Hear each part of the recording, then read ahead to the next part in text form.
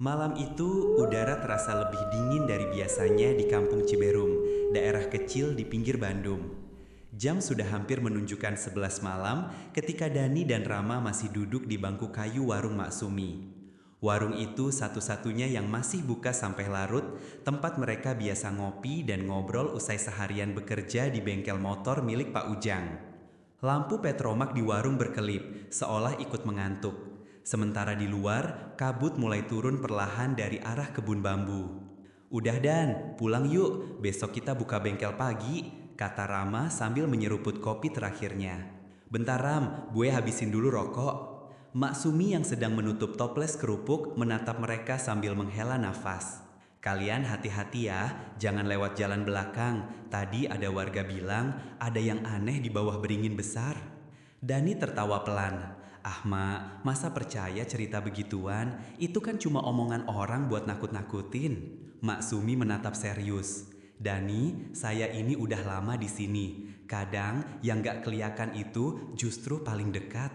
Suara itu menggantung di udara. Angin malam lewat membawa aroma melati samar. Rama menatap keluar jendela, dan bulu kuduknya tiba-tiba berdiri. Ia tidak tahu kenapa, tapi malam itu suasananya terlalu sunyi. Tak ada jangkrik, tak ada suara motor lewat, hanya bunyi dedaunan yang saling bergesek karena angin. Mereka akhirnya pamit. Dani menyalakan senter kecil dari HP-nya dan mereka berjalan beriringan menyusuri jalan setapak menuju rumah. Di kanan kiri jalan hanya kebun dan rumpun bambu. Langit hitam pekat tanpa bulan. Hanya kabut yang perlahan menutupi pandangan mereka. Ram," kata Dani pelan. "Lo denger nggak? Denger apaan? Kayak ada anak kecil ketawa." Rama berhenti. Ia pasang telinga. Tak ada suara, hanya desir angin. "Gak ada apa-apa Dan, udah jalan aja." Mereka lanjut melangkah, tapi setelah 5 langkah, suara itu terdengar lagi. Kali ini jelas, tawa lirih anak kecil di antara pepohonan bambu. "Hehehehe." Dani langsung menoleh ke arah kanan, menyorotkan cahaya. Kosong, tapi di ujung sorotan senter ada bayangan kecil berlari melintas. "Ram, lo lihat gak tadi?" "Udah jalan, jangan nengok ke belakang Dan." Tapi rasa penasaran lebih kuat dari rasa takut. Dani tetap menyorotkan senter ke arah kebun bambu itu. Di antara batang-batang bambu yang berayun pelan, terdapat sosok kecil berambut panjang, berdiri diam sambil menunduk. Bajunya basah, wajahnya tak terlihat. Dan dari arah itu, aroma melati semakin kuat. Rama langsung menarik tangan Dani. "Jangan liatin, jalan cepat." Mereka berlari, namun semakin jauh mereka berjalan, suara langkah lain mengikuti dari belakang. Langkah kecil, ringan, tapi cepat. Cek, cek, cek. "Ram, dia ngikutin kita." Rama menoleh sekilas, dan wajahnya langsung memucat. Di belakang mereka, sosok anak kecil itu berlari sambil menunduk. Rambutnya menutupi wajah, tapi dari bawah rambutnya terlihat senyum, panjang, menjulur sampai ke pipi. "Main, yuk," katanya lirih. Rama menarik Dani dengan panik. "Lari Dan, jangan lihat belakang." Mereka menembus kabut, napas tersengal. Setiap kali langkah mereka berhenti, suara langkah kecil itu berhenti juga. Dan ketika mereka mulai berlari lagi, suara itu kembali mengikuti, lebih cepat, lebih dekat. Hingga akhirnya mereka sampai di depan jembatan kecil kayu, jembatan tua yang memisahkan jalan menuju kampung mereka. Tapi di ujung jembatan itu ada seseorang berdiri. Seseorang yang tinggi, kurus, dan tidak bergerak sama sekali. Kabut menggantung tebal di atas sungai kecil yang melintang di depan mereka. Udara malam menusuk hingga ke tulang. Jembatan kayu itu berderit pelan diterpa angin, dan di ujungnya berdiri seseorang. Bukan, lebih tepatnya sesuatu. Sosok itu tinggi, kurus seperti batang bambu, kepalanya menunduk, rambutnya menjuntai menutupi sebagian wajah. Di bawah kaki sosok itu, genangan air dari kabut yang mengembun tampak berkilau pucat di terpa sinar senter Dani. "Ram, itu orang kan?" bisik Dani dengan suara bergetar. "Gue gak tahu," jawab Rama pelan, tapi matanya tak berkedip. "Dia dari tadi gak gerak sedikit pun." Senter Dani bergetar di tangannya. Sorot cahaya menelusuri kaki sosok itu. Kain panjang berwarna putih keabu-abuan membungkus tubuhnya. Angin meniup kain itu pelan, tapi tubuh sosok itu tetap kaku, seolah menantang angin yang lewat. Tiba-tiba aroma melati muncul lagi, lebih pekat dari sebelumnya. Dan suara gemericik air di bawah jembatan berubah menjadi seperti bisikan. Bukan satu, tapi banyak, pelan, berlapis, seperti suara orang berdoa dengan bahasa yang tak dimengerti. "Ram, suara apaan tuh?" "Jangan tanya, jalan aja pelan-pelan." Mereka melangkah. Kayu jembatan berderit pelan di bawah pijakan mereka. Krik, krik. Langkah pertama, kedua. Dani menahan napas. Tapi setiap kali mereka melangkah satu langkah, sosok di ujung jembatan melangkah satu juga ke arah mereka. Langkahnya lambat, tapi jelas. Kainnya terseret di papan kayu, meninggalkan noda gelap seperti darah tua. Rama berhenti. Dia ngikutin langkah kita." Dani menyorotkan cahaya lagi, dan kali ini terlihat wajahnya. Wajah pucat, hampir transparan. Matanya kosong, hitam tanpa bola mata, seperti lubang dalam yang menghisap cahaya. Dari hidungnya menetes cairan hitam, menuruni dagu, menitik ke bajunya. Mulutnya terbuka perlahan dan suara itu keluar. "Kembalikan, kembalikan yang bukan milikmu." Suara itu seperti dua suara sekaligus, suara wanita dan pria bergema di udara. Rama langsung menarik Dani, "Balik, balik." Mereka berlari ke arah berlawanan, tapi baru beberapa langkah, suara tawa anak kecil terdengar lagi, kini dari balik jembatan yang baru saja mereka lewati. "Hehehe, jangan lari." Dani menoleh, dan di atas tiang jembatan, sosok anak kecil tadi duduk dengan kepala miring 90 derajat. Kakinya berayun pelan, matanya menatap lurus ke arah mereka.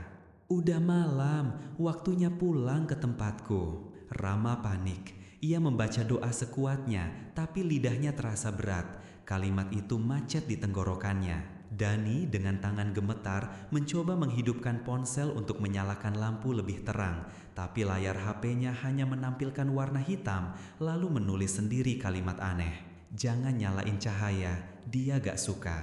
HP Dani mati total. Layar langsung padam dan hanya senter kecil dari Rama yang tersisa. Tapi senter itu juga mulai redup, seperti disedot oleh gelap yang makin pekat di sekitar mereka. "Ram, ini gak normal. Gue tahu, tapi jangan berhenti." Mereka menembus kabut, lari tanpa arah. Langkah mereka terpeleset di tanah basah, napas berat, dada panas. Di belakang, tawa anak kecil itu makin keras, bercampur dengan suara langkah berat sosok tinggi di jembatan. Suara itu seperti dua makhluk yang bergerak bersama. Lalu tiba-tiba di depan mereka muncul jalan buntu. Tumpukan batu dan batang pohon menutup jalan pulang ke kampung. Padahal Dani yakin betul jalan itu biasanya terbuka. Mereka menoleh ke belakang, dan dari dalam kabut muncul dua sosok itu berdampingan. Sang anak kecil menatap dengan senyum keji, sementara sosok tinggi di sampingnya menunduk, tangan panjangnya menggenggam sesuatu, sebuah boneka usang. Rama menelan ludah. "Dan itu boneka yang dijual di warung tadi kan?" Dani menatap dan darahnya seolah berhenti mengalir. Benar, boneka itu persis seperti yang dilihatnya di rak warung Maksumi.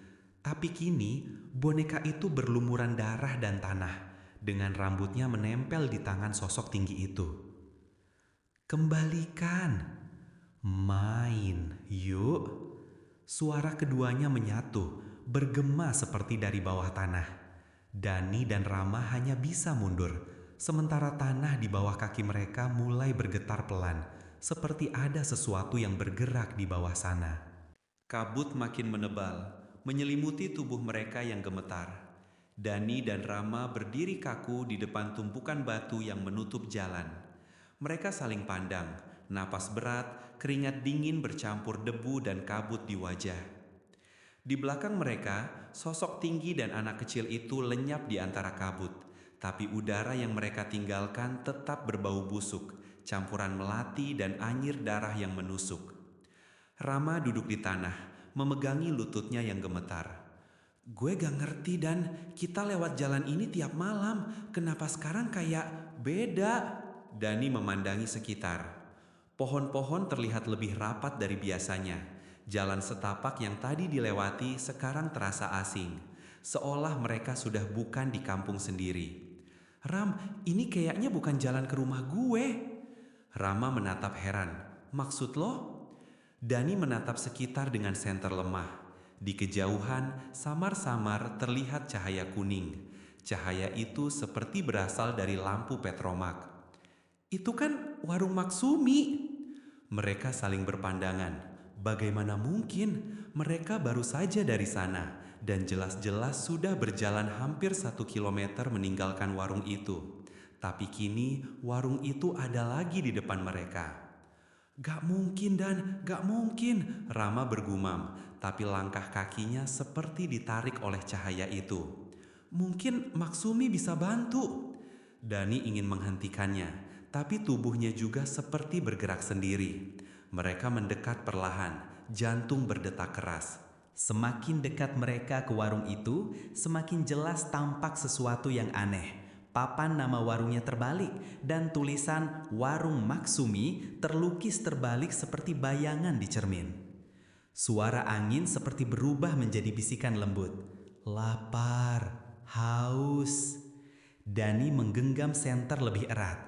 Saat mereka berdiri tepat di depan warung, bau anyir makin kuat. Lampu petromak masih menyala, tapi cahayanya berwarna oranye gelap seperti api yang hampir padam. Mereka masuk perlahan.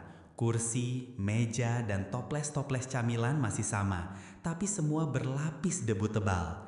Di dinding, jam tua masih berdetak, tapi jarumnya berputar mundur. Ini bukan warung Maksumi, kata Rama pelan. Atau mungkin ini warungnya, tapi di waktu lain, jawab Dani tanpa sadar. Dari arah dapur terdengar suara langkah kaki. Pelan, menyeret, dan berat. Seseorang keluar dari balik tirai kain yang menutup pintu dapur. Dan yang muncul membuat keduanya hampir kehilangan suara. Maksumi, tapi bukan seperti yang mereka kenal. Rambutnya kusut, wajahnya pucat, matanya kosong dan hitam. Di tangannya tergenggam boneka yang sama dengan yang dipegang sosok tinggi tadi.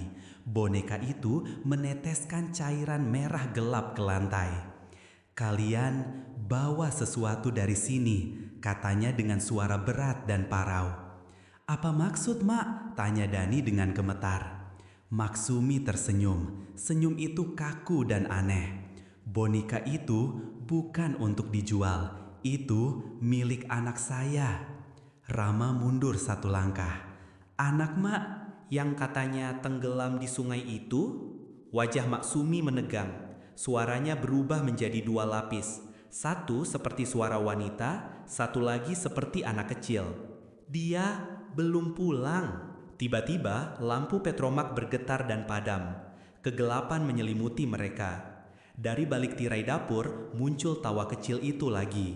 Hahaha, aku di sini, Mak. Rama menyalakan senter, tapi cahaya itu hanya memantulkan wajah anak kecil yang berdiri di meja warung. Matanya hitam legam, rambut basah meneteskan air. Aku mau main lagi, Mak. Maksumi menatapnya. Air mata hitam mengalir dari matanya. Anakku, maafkan ibu. Dan sebelum Dani sempat bergerak, boneka di tangan Maksumi tiba-tiba terbelah 2, seolah dirobek oleh sesuatu yang tak terlihat. Dari dalamnya keluar cairan merah yang beruap, dan bau busuk meluap ke seluruh ruangan. Lampu petromak menyala lagi dengan sendirinya, tapi kini nyalanya berubah merah darah. Dinding warung perlahan meneteskan cairan hitam. Dan di kaca jendela, Dani melihat pantulan dirinya. Tapi di pantulan itu ada tangan kecil memegang pundaknya dari belakang. "Main yuk kak," Dani menjerit, tapi suaranya tak keluar. Rama menariknya keluar dari warung, dan begitu mereka melangkah keluar, warung itu menghilang. Mereka berdiri di tengah jalan setapak kosong. Tak ada bangunan, tak ada cahaya, hanya kabut, dan suara anak kecil tertawa pelan di kejauhan. "Hahaha, belum selesai mainnya." Kabut belum juga hilang. Udara semakin dingin menusuk sampai ke tulang. Dani dan Rama berdiri di jalan setapak yang kini terasa asing. Nafas mereka membentuk uap dan setiap langkah terdengar bergema, seolah mereka berjalan di dalam gua, bukan di jalan kampung. "Dan ini bukan jalan pulang kita," bisik Rama lirih. "Iya, tapi kita udah muter 3 kali, Ram. Harusnya kita udah sampai di rumah Pak Surya," jawab Dani sambil menyorot senter ke depan. Namun yang terlihat di depan mereka bukan rumah Pak Surya, melainkan deretan rumah tua dengan pintu terbuka lebar, jendela bergoyang sendiri, dan lampu minyak yang berkedip pelan, seperti ada yang menunggu. Anehnya, semua rumah itu terlihat sama, seolah disalin berkali-kali dalam bentuk yang identik. Rama mencoba berteriak, "Halo, ada orang!" Tapi suaranya tak punya gema. Tak ada pantulan suara, tak ada sahutan, hening total. Bahkan jangkrik dan angin pun lenyap. Dani menggenggam pundak Rama. "Bro, ini kayak kampung kita, tapi tanpa kehidupan," potong Rama cepat. Mereka melangkah pelan ke salah satu rumah. Pintu berderit saat dibuka. Bau apek dan tanah basah menyeruak keluar. Di dalam rumah itu terlihat meja makan dengan 2 piring nasi yang sudah membusuk dan lilin kecil yang masih menyala padahal sudah hampir habis. Di dinding tergantung foto keluarga. Tapi yang aneh, wajah orang-orang di foto itu kabur. Hanya terlihat 2 sosok anak muda yang mirip Dani dan Rama, tapi dengan mata kosong dan hitam legam. "Ram, itu..." "Gue tahu," potong Rama cepat. "Itu foto kita." Senter tiba-tiba bergetar dan mati. Gelap. Suara langkah kecil terdengar dari loteng di atas mereka. Tok, tok, tok. Lalu suara itu berhenti dan berganti menjadi bisikan kecil seperti suara anak kecil menirukan nyanyian. "Main sembunyi, ayo main." Dani menyalakan senten lagi. Sekilas, di sudut ruangan tampak bayangan kecil yang berlari melewati dinding dan lenyap. Rama langsung menyalakan HP-nya untuk lihat jam. Tapi layar menunjukkan pukul 00 dan detiknya berhenti, tak bergerak sama sekali. Jamnya beku dan kayak waktu berhenti. "Mungkin kita bukan di waktu yang sama lagi," Dani menelan ludah. Tiba-tiba terdengar suara pintu rumah lain terbuka keras dari luar. Brak! Keduanya langsung menoleh ke jendela. Di luar, siluet beberapa orang kampung terlihat berjalan pelan, tapi tubuh mereka aneh, leher kaku, kepala sedikit miring, dan langkahnya seperti terseret. Mereka semua menatap lurus ke arah rumah tempat Dani dan Rama bersembunyi. Rama berbisik, "Kita harus keluar lewat belakang." Dani mengangguk, tapi saat mereka berbalik, ada sosok berdiri di depan pintu belakang. Mak Sumi. Tapi kali ini tubuhnya kering, matanya merah, dan kulitnya seperti terbakar. "Kalian bawa anakku ke sini." Dani mundur, gemetar. "Mak, kami nggak tahu apa-apa." Mak Sumi mengangkat tangannya perlahan. Dari telapak tangannya keluar asap hitam yang menetes ke lantai seperti darah cair. "Dia pengen pulang." "Tapi kalian malah bawa dia ke dunia kalian." Rama mencoba menarik Dani ke arah jendela, tapi jendela itu tiba-tiba berubah jadi dinding tembok. Mereka terperangkap. Tawa kecil terdengar lagi, kali ini di sekeliling mereka. "Hahaha, aku di sini, Kak. Di mana kamu?" Tiba-tiba, suara nada piano terdengar dari ruang tamu rumah itu. Nada pelan dan lambat, seperti lagu pengantar tidur. Maksumi berbisik, "Dia datang." Seketika seluruh rumah bergetar. Dari atap, air hitam menetes, membentuk genangan di lantai. Genangan itu perlahan berubah jadi bayangan seorang anak kecil yang merangkak keluar. Wajahnya rata, matanya hitam, rambutnya menutup sebagian muka. Ia membawa boneka sobek itu lagi, dan boneka itu sekarang menangis pelan. "Aku mau main sama Kak Dani." Suara itu menggema sampai keluar rumah. Dani teriak dan menarik Rama keluar paksa melewati pintu depan. Begitu mereka berhasil menembus kabut, rumah itu meledak dalam suara bisikan 1000 anak kecil. "Main, main, jangan pulang." Dani dan Rama berlari tanpa tahu arah. Namun semakin jauh mereka berlari, semakin jelas mereka sadar. Mereka masih di tempat yang sama. Rumah itu kini berdiri lagi di depan mereka, utuh seperti semula. Dan gue rasa kita nggak bisa keluar dari sini. "Iya Ram, ini bukan kampung kita lagi." Kabut makin menebal. Dari kejauhan, lonceng kecil berdentang 3 kali. Dan suara tawa anak kecil kembali terdengar. Kali ini lebih dekat, tepat di telinga mereka berdua.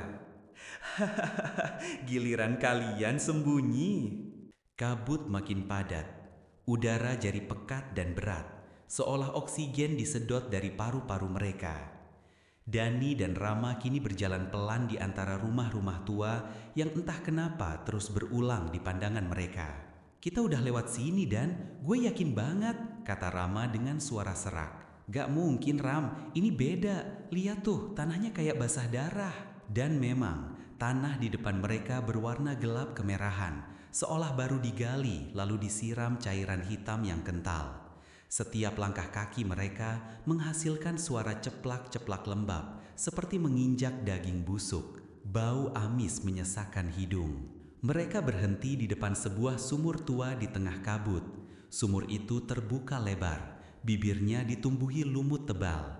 Dari dalam keluar suara samar, seperti orang berbisik-bisik saling memanggil nama mereka. "Dani, Rama, turunlah."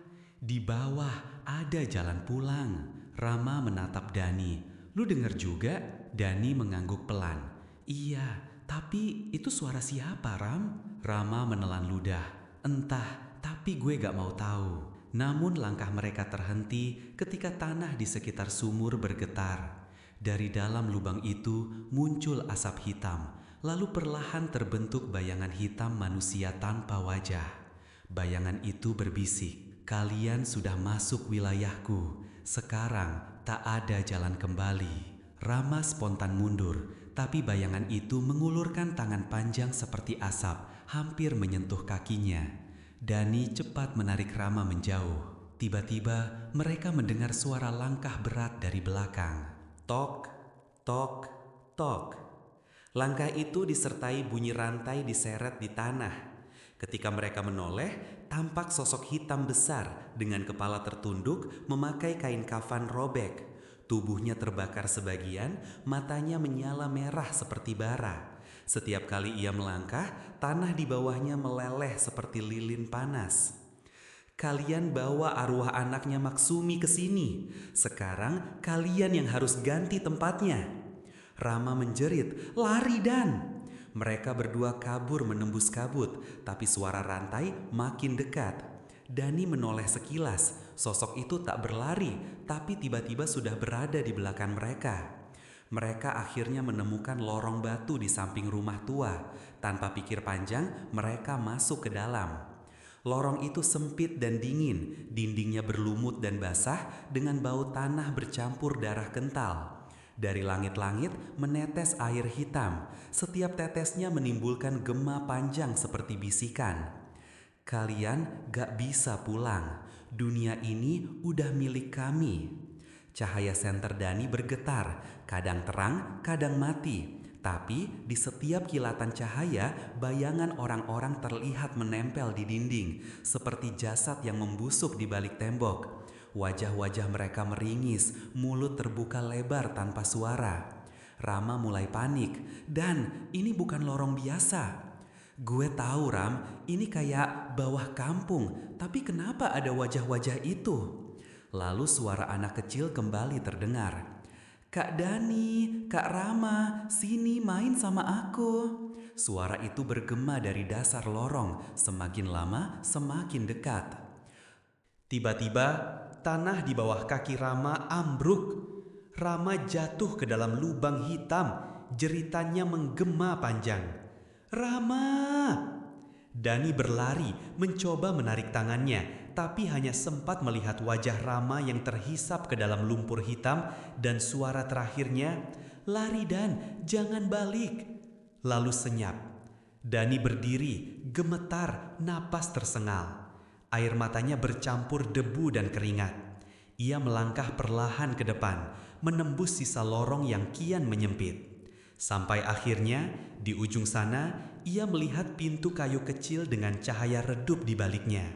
Di atas pintu itu tertulis huruf-huruf kuno yang samar. "Gerbang pulang" atau "kubur hidup". Tangannya gemetar saat memutar gagang pintu. Begitu pintu terbuka, aroma bunga kamboja langsung menyeruak. Cahaya putih menyilaukan. Dani melangkah masuk. Dan tiba-tiba, ia berdiri lagi di jalan depan rumahnya. Subuh sudah menyingsing, suara ayam berkokok, kampungnya terlihat normal. Ia menatap sekeliling. Rama? Tak ada jawaban. Hanya ada boneka lusuh di tanah yang kini sudah bersih, dan di dadanya tertulis dengan darah, "Giliranmu nanti malam." Dani menjatuhkan boneka itu dan berlari pulang dengan tubuh gemetar. Tapi sesampainya di rumah, ibunya menatapnya dengan mata kosong dan berkata pelan, "Rama udah nunggu kamu di dalam kamar." Suara pintu kamar berderit pelan terbuka. Langkah kaki Dani terasa berat saat menapaki lantai kayu rumahnya. Rumah itu sunyi, terlalu sunyi. Tidak ada suara ibu yang biasanya membangunkannya untuk sholat subuh. Tidak juga suara ayam tetangga. Hanya ada suara detik jam dinding yang terdengar jauh lebih keras dari biasanya. Bu, ini Dani." Tak ada jawaban. Dani menatap sekeliling, dadanya sesak. Udara di rumah itu dingin menusuk, seperti tak dialiri kehidupan. Ketika matanya menatap ke ruang tamu, ibunya sedang duduk di kursi rotan, tapi wajahnya pucat seperti kain kafan. "Bu, kenapa diam?" "Rama, udah di kamar," jawab ibunya datar tanpa ekspresi. Dani menelan ludah. "Tapi Bu, Rama tadi..." "Pergilah, dia udah nunggu dari tadi," katanya dengan nada berat, seperti bukan suaranya sendiri. Langkah Dani bergetar menuju kamar. Suara detak jantungnya berpacu cepat. Setiap langkah terasa seperti masuk ke dalam kubur. Ketika tangannya menyentuh gagang pintu, udara di sekitarnya berubah dingin mendadak. Dari balik pintu terdengar suara bisikan halus. "Dani, ayo main lagi. Aku udah sendirian di sini." Dani menahan nafas lalu perlahan membuka pintu. Kamar itu gelap, hanya diterangi cahaya samar dari jendela. Bau amis dan melati bercampur jadi satu. Di tengah kamar, Rama duduk membelakangi, mengenakan baju yang sama seperti tadi malam, tapi tubuhnya tampak dasah kuyup. "Rama, kita udah pulang Dan," katanya pelan tanpa menoleh. "Lu kemana aja? Gue nyari lu di lorong itu." Rama perlahan menoleh, dan saat wajahnya terlihat, kulit wajah itu mengelupas, pucat, dan matanya kosong. "Gue gak pernah keluar dari lorong itu Dan. Yang pulang cuma lu." Dani mundur, tubuhnya kaku, suaranya tercekat. "Gak mungkin, gue lihat lu jatuh, tapi..." Rama tersenyum tipis. "Lu bawa aku keluar Dan, tapi bukan aku yang hidup." Dani menatap bingung, lalu matanya tertuju pada boneka lusuh di pojok kamar. Boneka yang sama, kini duduk tegak dengan senyum terjahit di wajahnya. "Kakak Dani, main sama aku lagi." Suara anak kecil itu menggema dari dinding, dari lantai, dari langit-langit. Lampu kamar berkedip cepat. Rama berdiri, tubuhnya mulai meneteskan air hitam. "Lu harus gantiin aku Dan, gue capek di sini." Dani berlari ke arah pintu, tapi pintu tak bisa dibuka. Dari cermin di dinding, ia melihat dirinya sendiri dikelilingi bayangan hitam. wajah-wajah tanpa mata, tanpa suara, tapi mulut mereka terbuka lebar, menelan udara, dan menjerit tanpa bunyi. "Kalian mau apa dari gue?" teriaknya. Suara anak kecil menjawab, "Gue cuma pengen keluarga, Kak." Cahaya kamar padam seketika. Suara detak jam berhenti. Lalu semuanya senyap, kecuali suara tawa kecil di kegelapan. Beberapa menit kemudian, lampu tiba-tiba menyala kembali. Kamar itu kini rapi. Tak ada Rama, tak ada boneka. Dani berdiri di tengah kamar, menatap kosong ke arah cermin. Namun, di pantulan kaca yang terlihat bukan dirinya, itu Rama tersenyum lebar, berdiri di tempat Dani berdiri. Dan di sebelahnya, anak kecil bergaun putih menggenggam tangannya. "Akhirnya lengkap, Kak. Sekarang kita bisa main selamanya." Cermin itu retak, pelan-pelan mengeluarkan cairan hitam menetes ke lantai. Dani menjerit, tapi suara jeritanya hanya bergema di dalam kaca. Tubuhnya perlahan menghilang, tersedot ke dalam bayangan. Dan sejak malam itu, rumah Dani selalu terdengar suara dua anak muda tertawa pelan menjelang subuh. Penduduk kampung bilang kalau kamu lewat depan rumah itu malam-malam, kadang terlihat dua sosok duduk di teras, basah kuyup menatap orang yang lewat sambil tersenyum. Dan di antara mereka ada boneka kecil duduk diam menatap lurus ke arahmu. "Main yuk, Kak,"